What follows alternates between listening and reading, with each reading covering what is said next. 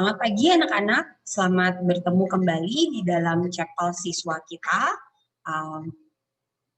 Semoga pagi ini pagi yang menyenangkan buat kalian semua dan minggu ini boleh menjadi awal yang baru, minggu yang menyenangkan karena kalian sudah selesai liburan dan sudah memulihkan energi, memulihkan motivasi dan juga semangat kalian untuk kembali belajar dan kita akan menyelesaikan 3 bulan sisa di semester ganjil ini. Ya, kita akan memulai chapel kita, tapi sebelumnya Ibu mau menghimbau untuk setiap kalian, silakan siapkan Alkitab, siapkan alat tulis kalian, dan siapkan tempat yang benar-benar kondusif, yang menolong kalian untuk benar-benar bisa berkonsentrasi saat kita akan belajar firman Tuhan bersama-sama. Sehingga betul-betul ini menjadi waktu di mana kalian mengkhususkan momen ini untuk betul-betul mengenal Tuhan lewat belajar akan kebenaran firman Tuhan. Ya, mari menyiapkan hati kita masing-masing untuk kita datang dan kita buka hati kita supaya Tuhan boleh berbicara kepada setiap kita pribadi lepas pribadi.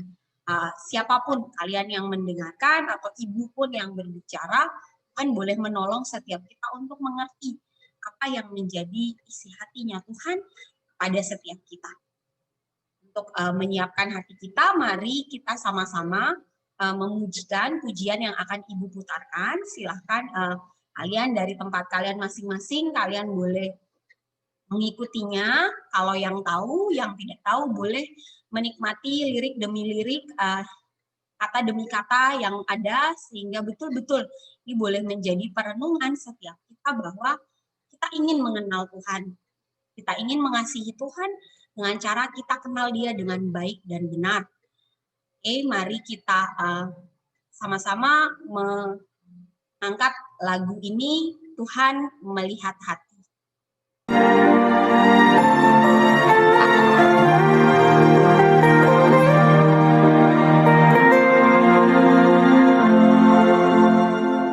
Ini hatiku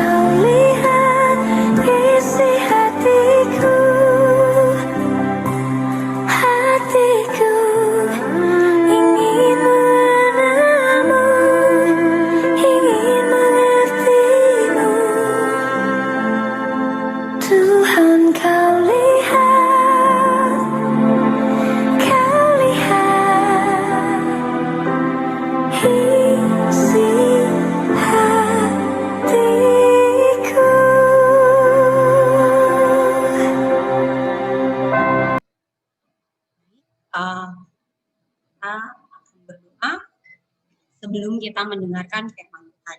Mari kita sama-sama berdoa. Bapa, kami mengucap syukur untuk sekali lagi kesempatan kami boleh belajar firman Tuhan. Benar Tuhan, biarlah ini menjadi waktu di mana kami mau betul-betul mengenal Engkau. Hati kami betul-betul mau mengasihi Engkau lewat pengenalan yang benar akan Engkau. Biarlah Bapa boleh berbicara kepada setiap kami masing-masing di tempat kami masing-masing. Biar benar-benar ini menjadi waktu kami bertemu dengan Engkau lewat firman-Mu. Berbicaralah kepada setiap kami Bapa, sehingga kami mengerti apa yang menjadi isi hati pribadi yang mau kami kasihi dan pribadi yang selalu mengasihi kami. Terima kasih Bapa, di dalam nama anak-Mu Yesus Kristus kami berdoa. Amin. Ya, baik anak-anak dan Bapak Ibu guru sekalian, sebelum kita masuk ke pemberitaan firman Tuhan untuk hari ini, Ibu mau mereview dulu.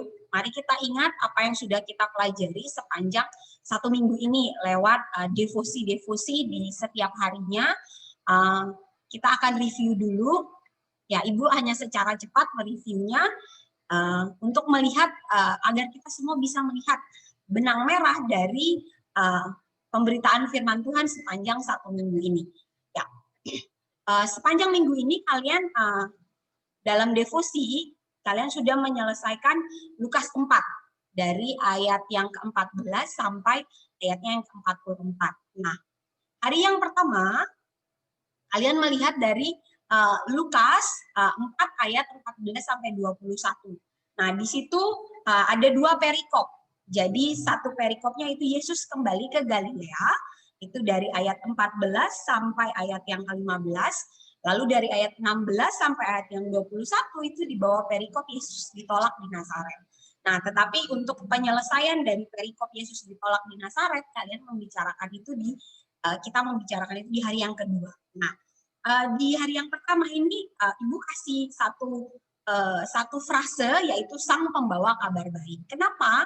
Nah, kalau kalian lihat di pembacaan kalian itu kan di situ bercerita tentang Tuhan Yesus yang kembali ke Galilea, lalu pada hari Minggu, pada hari Sabat dia ke sinagog, dan di sinagog itu dia membacakan firman Tuhan.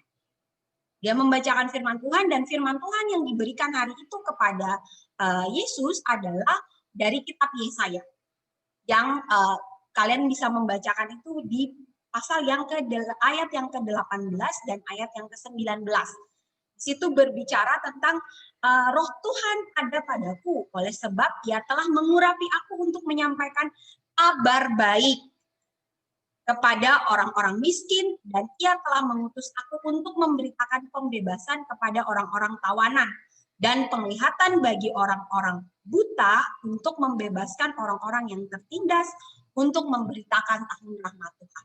Ini adalah kabar baik yang dibawa oleh pribadi yang diutus oleh Tuhan.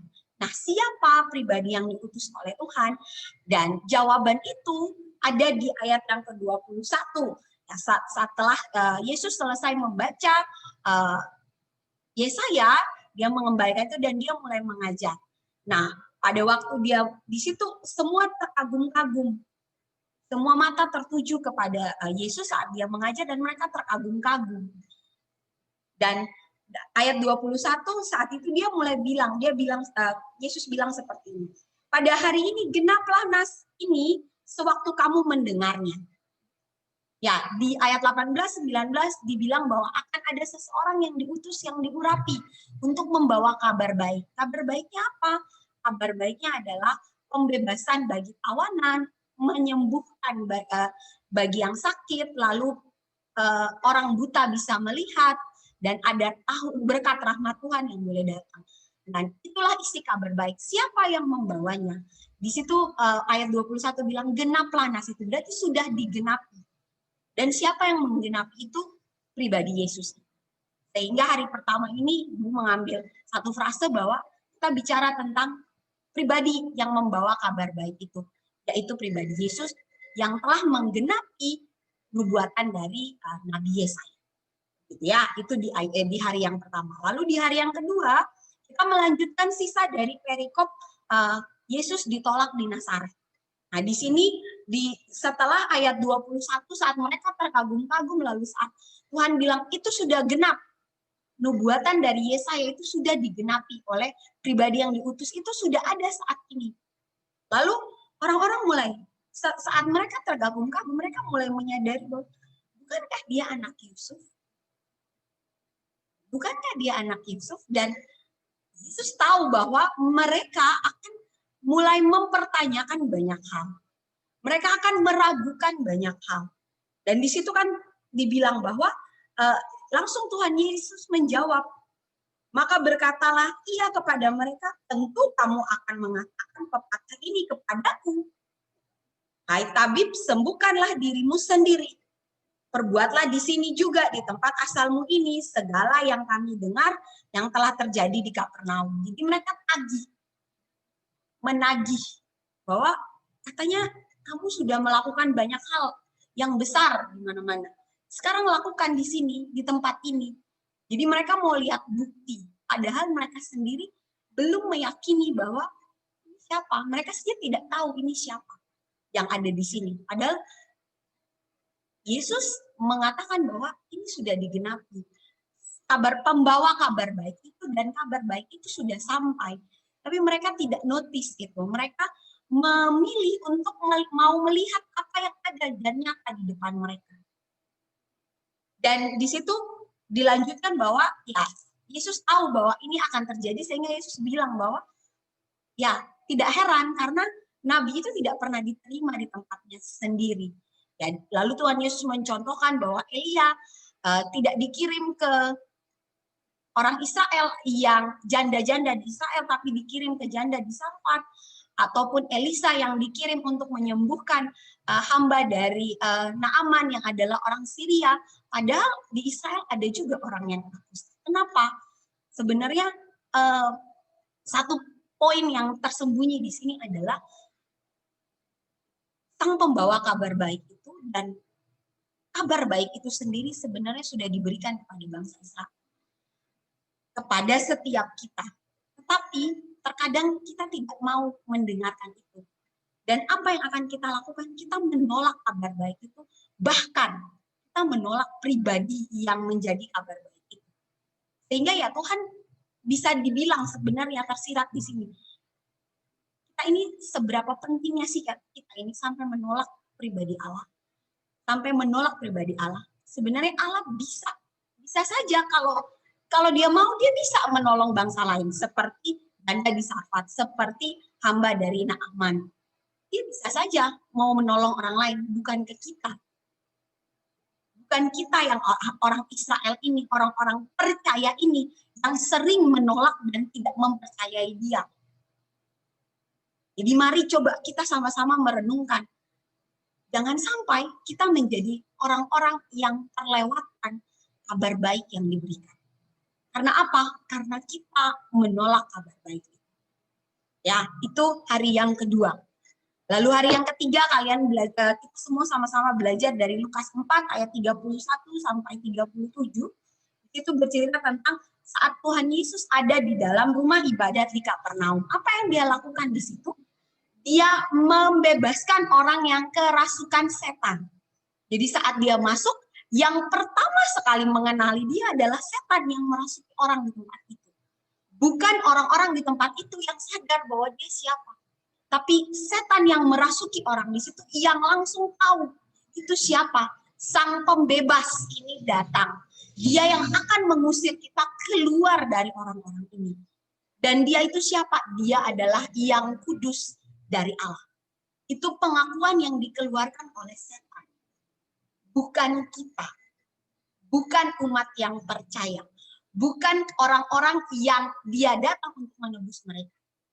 Miris sebenarnya.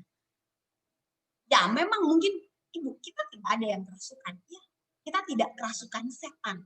Ibu tidak tahu, mungkin ada dari antara yang lain, yang kalian yang mungkin pernah mengalami momen itu, Ibu tidak tahu, tapi ya mungkin kita sekarang tidak sedang kerasukan setan. Tapi kita kerasukan dosa-dosa kita. Kita terikat dosa-dosa kita yang akhirnya buat kita tidak mengenal siapa pribadi Allah yang kudus itu. Dosa-dosa membuat mata kita itu tertutup dan kita tidak bisa melihat Sang Pembebas itu yang sudah datang dan sudah diberikan kepada kita. Dan di situ ya kalau kita lihat akhirnya Yesus mengusir setan yang merasuki orang itu, dan akhirnya dia mulai mengajar dan orang lain banyak berbondong-bondong. Ya, sedikit yang lebih miris lagi.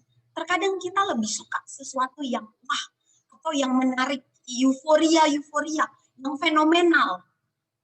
Kita lebih suka yang itu. Sehingga dan akhirnya kita lupa hal pentingnya.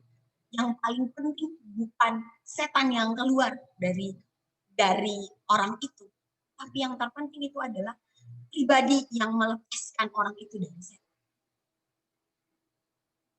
Setan itu tidak akan pergi kalau pribadi itu tidak. Dan terkadang kita melupakan momen itu.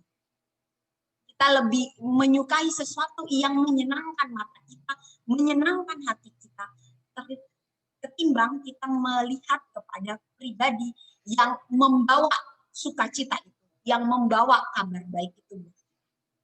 Ya, itu di hari yang ketiga. Lalu hari yang keempat, ya kita menutup Lukas 4 dari ayat 38 sampai 44. Di situ bicara tentang pelayanan Tuhan Yesus lainnya, yaitu dia menyembuhkan ibu mertua dari Simon Petrus dan orang-orang yang lain, lalu dia mulai mengajar di kota-kota yang lain.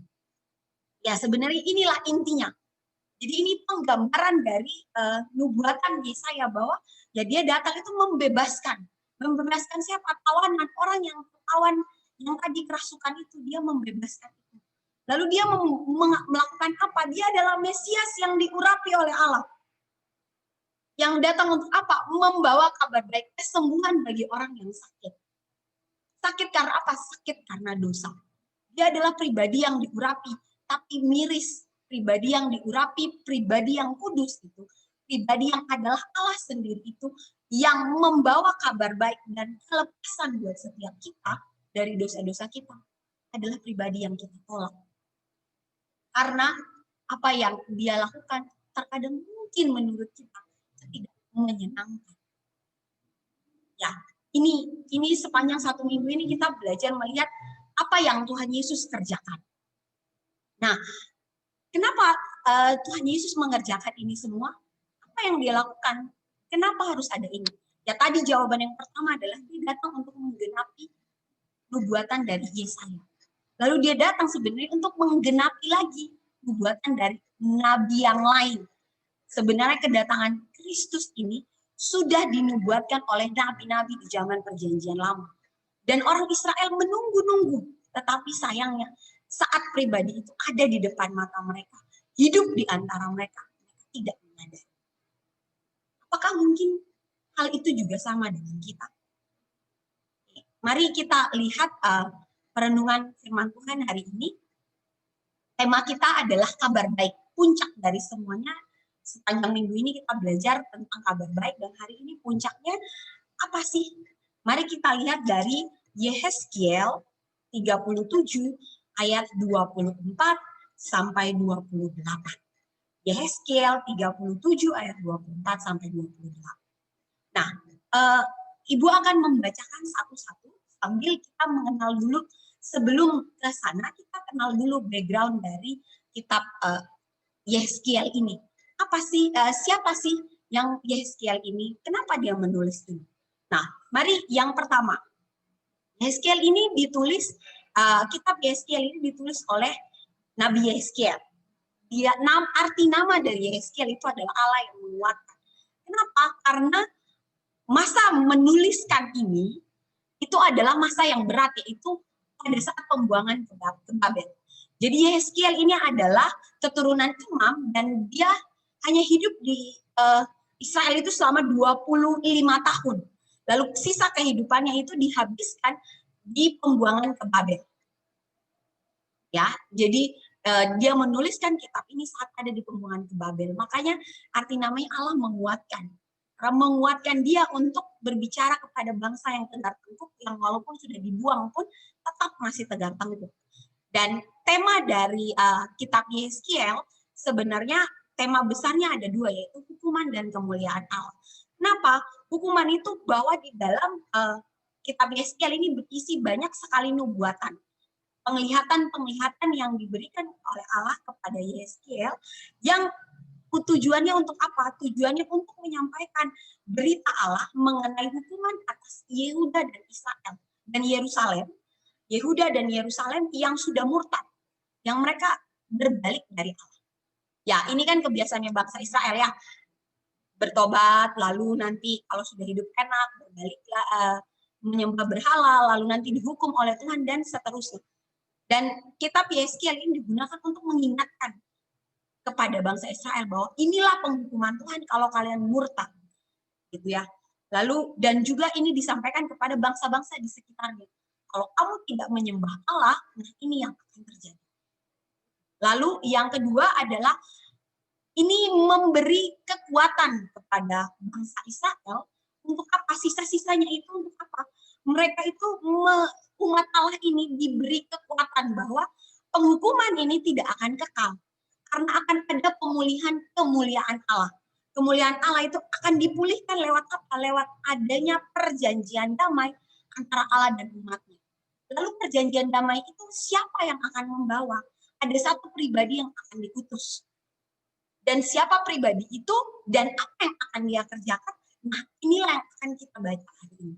Inilah kabar baiknya. Bahwa pribadi inilah yang akan memulihkan kembali kemuliaan Tuhan dengan cara mendamaikan kita dengan Allah. Mendamaikan umatnya yang bebal ini dengan Allah.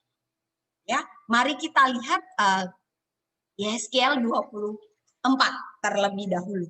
Mari kita, Ibu akan membacakan dan kalian sama-sama di tempat masing-masing boleh juga membacakannya. Mari kita baca sama-sama ayat 24. Maka hambaku Daud akan menjadi raja. Dan mereka semuanya akan mempunyai satu gembala. Mereka akan hidup menurut peraturan-peraturanku dan melakukan ketetapan-ketetapanku dengan setia. Nah, perlu diketahui bahwa Yeskiel ini ada sesudah zaman Raja Daud.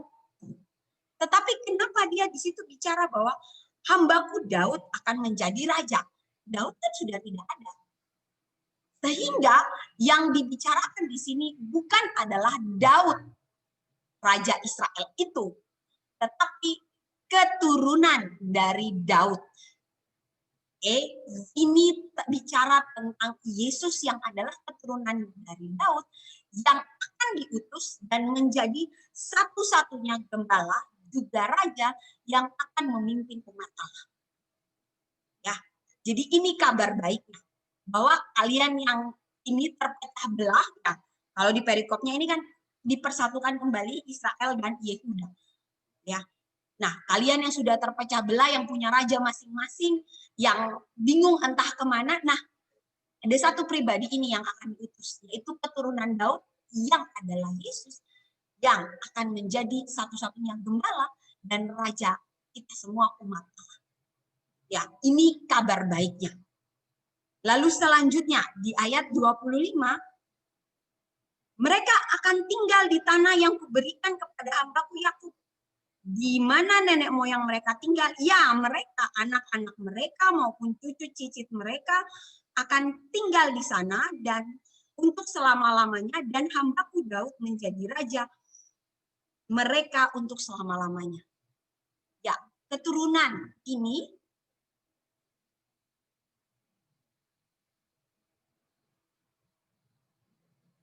keturunan Daud ini yaitu Yesus yang akan datang itu, yang akan menjadi gembala itu akan memimpin umat yang tersisa ini untuk masuk ke tanah perjanjian. Tanah perjanjian ini bukan bicara soal Kanaan saat itu. Tidak, tapi tanah perjanjian yang dimaksud di sini adalah tanah perjanjian yang kekal. Hidup bersama dengan pribadi Allah yang kekal.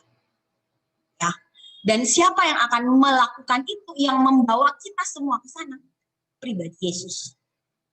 Pribadi Yesus yang dinubuatkan oleh Yeskiel ini yang sudah hadir pada masa perjanjian baru yang tadi kita baca di Lukas, yang sudah melakukan banyak sekali hal, menyembuhkan orang sakit, membebaskan orang yang kerasukan setan, yang mengajar banyak orang. Ya, pribadi yang itulah yang sudah datang dan dia membuktikan bahwa dia yang akan memimpin kemana? Ke tanah yang dijanjikan, kehidupan kekal.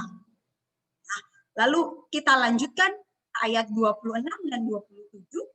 Aku akan mengadakan perjanjian damai dengan mereka, dan itu akan menjadi perjanjian yang kekal dengan mereka. Aku akan memberkati mereka dan membuat mereka banyak, dan memberikan tempat kudusku di tengah-tengah mereka untuk selama-lamanya. Tempat kediamanku pun akan ada pada mereka, dan aku akan menjadi Allah mereka, dan mereka akan menjadi umatku.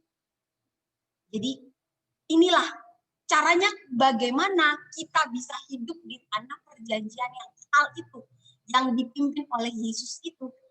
Bagaimana? Inilah dengan cara mengikat perjanjian damai yang kekal. Bukan cuma sekedar berdamai saat ini, tidak, tapi kekal. Sekali untuk selamanya. Perjanjian damai antara Allah dan juga umatnya. Siapa yang sanggup melakukan ini? Hanya satu pribadi, yaitu satu-satunya gembala kita, keturunan Daud, Yesus. Caranya bagaimana dia mengikat perjanjian damai? Dengan memberi dirinya mati bagi kita. Dan ini bukan sekedar nubuatan, tapi nubuatan ini sudah digenapi oleh pribadi Yesus. Dengan dia sudah mati bagi kita semua. Nah, jadi inilah kabar baiknya. Lalu lanjutnya adalah bukan cuma sampai berdamai saja dengan Allah, tapi kekudusan Allah, kemuliaan Allah akan ada di antara umatnya. Ada di ayat 28, maka bangsa-bangsa akan mengetahui bahwa aku Tuhan, menguduskan Israel pada waktu tempat kudusku berada di tengah-tengah mereka untuk selama-lamanya. Jadi tidak hanya sekadar dia mendamaikan, mengikat perjanjian, tapi dia membawa Allah hadir di antara dan berdiam di antara umatnya. Nah, inilah kabar baiknya yang menjadi nubuatan Nabi Yehezkiel pada saat mereka bangsa Israel itu dibuang di Babel. Dan setelah mereka keluar dari pembuangan pun mereka sudah hidup di zaman perjanjian lama, perjanjian baru.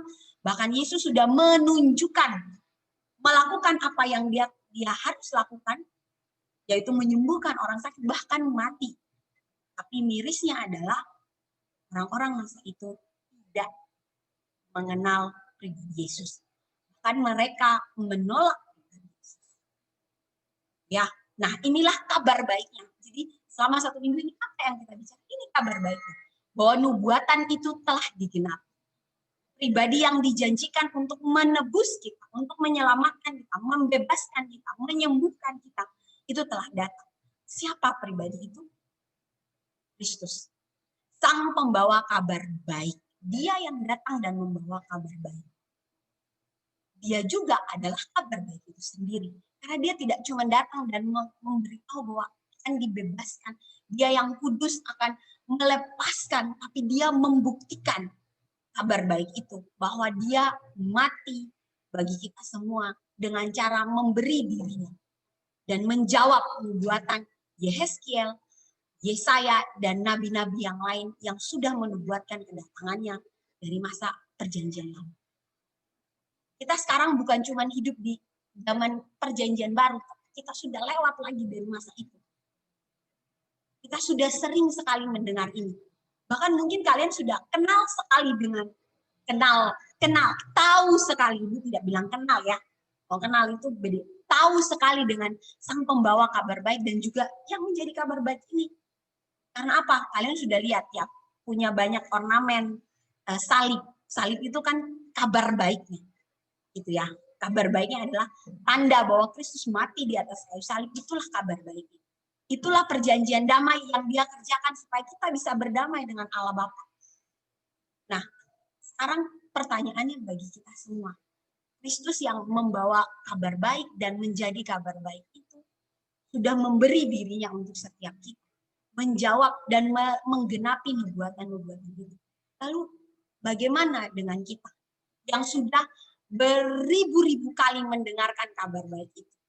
bahkan sudah melihat bagaimana penderitaan itu lewat berbagai macam. Lewat firman Tuhan kita melihat itu dalam setiap kali pembacaan, dalam khotbah, dalam banyak hal yang kita lakukan. Bahkan sudah difilmkan, kita sudah melihat bagaimana penderitaan yang mungkin di film itu belum ada apa-apanya daripada yang betul-betul dialami oleh Tuhan Yesus saat itu.